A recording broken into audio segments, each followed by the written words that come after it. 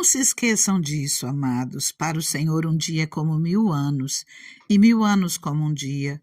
O Senhor não demora em cumprir a sua promessa, como julgam alguns. Ao contrário, Ele é paciente com vocês, não querendo que ninguém pereça, mas que todos cheguem ao arrependimento. 2 Pedro 3, versículo 8 e 9. Quantas vezes você já parou para refletir em alguma promessa, em alguma profecia feita sobre a sua vida e pensou, isso não vai se cumprir nunca, está demorando muito? Em Gálatas 6:9 a palavra nos diz, e não nos cansemos de fazer o bem, pois no tempo próprio colheremos, se não desanimarmos.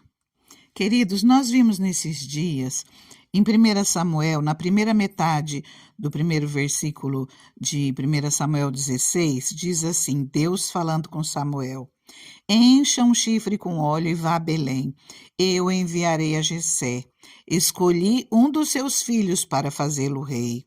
Final do versículo 2, você irá ungir para mim aquele que eu indicar. Versículo 11, então perguntou a Jessé, estes são todos os filhos que você tem? Jessé respondeu, ainda tenho caçula, mas ele está cuidando das ovelhas. Samuel disse, traga-o aqui, não nos sentaremos para comer enquanto ele não chegar. Jessé mandou chamá-lo e ele veio. Ele era ruivo, de belos olhos, de boa aparência.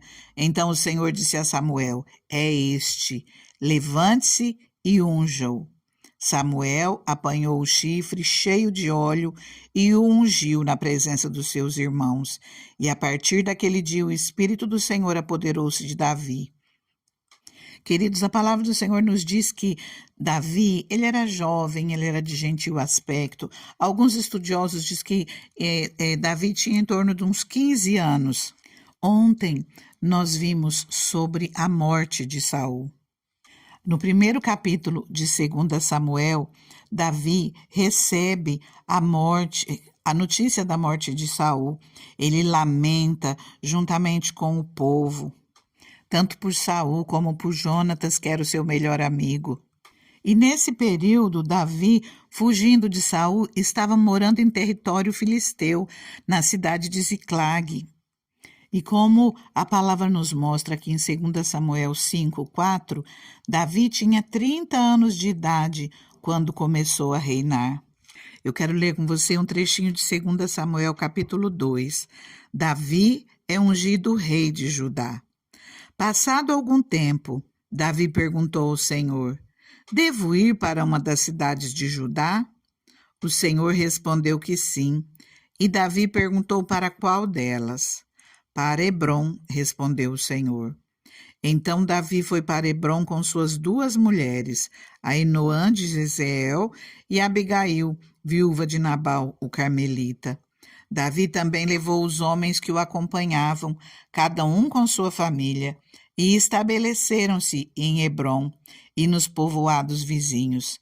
Então os homens de Judá foram a Hebrom, e ali ungiram Davi, rei da tribo de Judá.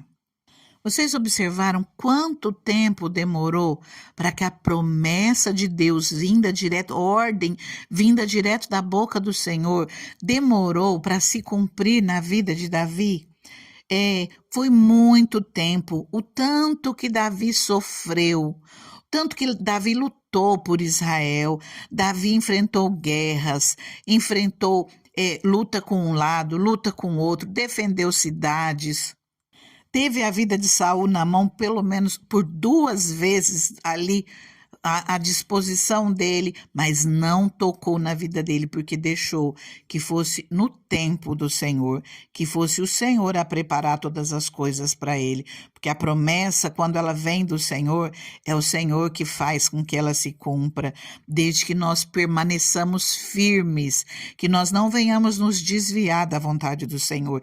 E eu te digo mais, quando você tem uma promessa na sua vida, ou você recebeu uma profecia, se prepare, se coloque na posição, não fica parado esperando tudo acontecer. O Senhor, Ele vai prover na tua vida, mas você faça a sua parte. Davi, ele lutou lutou por aquele povo.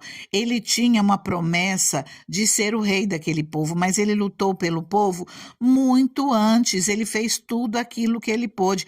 Ele começou a ser amado pelo povo mesmo antes de ser rei, logo no início, quando ele começou a batalhar pelo povo. Quantas vezes nós vimos a palavra falando, o povo proclamando sobre Davi, Saul matou milhares, Davi matou dezenas de milhares, ele já era amado pelo povo. E ele fez por onde? Ele acolheu, abraçou pessoas perseguidas, pessoas magoadas, pessoas feridas pelo reinado de Saul, e ele abraçou pessoas que ninguém daria nada por essas pessoas, e ele fez com que essas pessoas se tornassem os valentes de Davi, os guerreiros de Davi, pessoas excluídas, mas que ele confiou que quem ia capacitar era o Senhor, e ele não desistiu, ele não abriu mão de ninguém.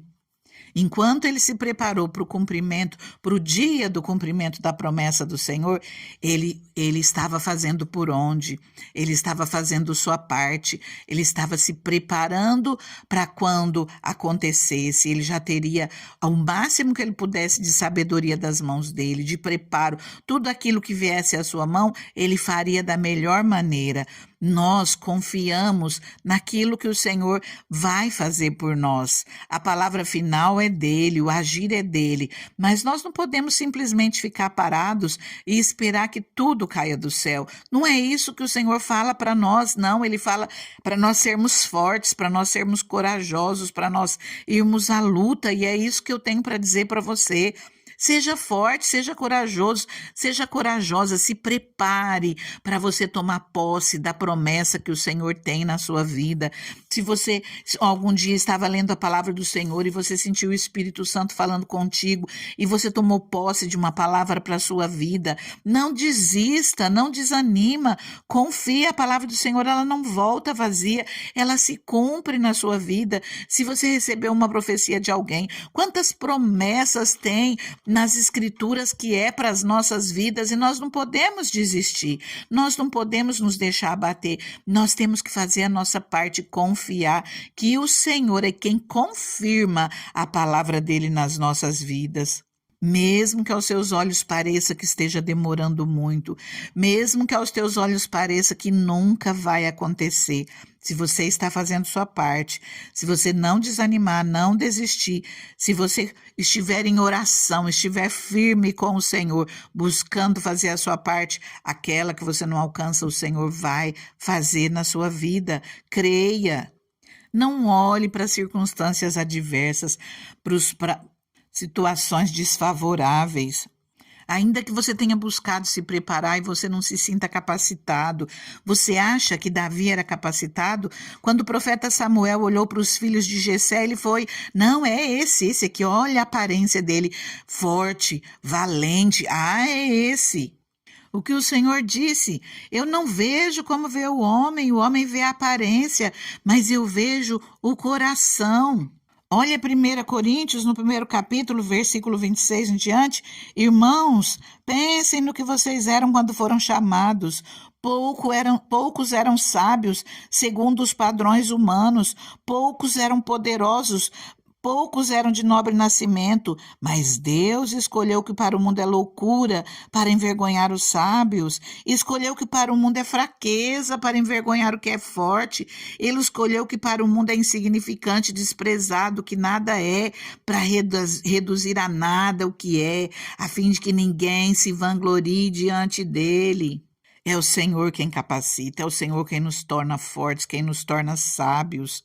A nossa sabedoria vem de Deus. O Senhor nos diz em Ageu 2:8, tanto a prata quanto o ouro me pertencem. Minha é a prata e meu é o ouro.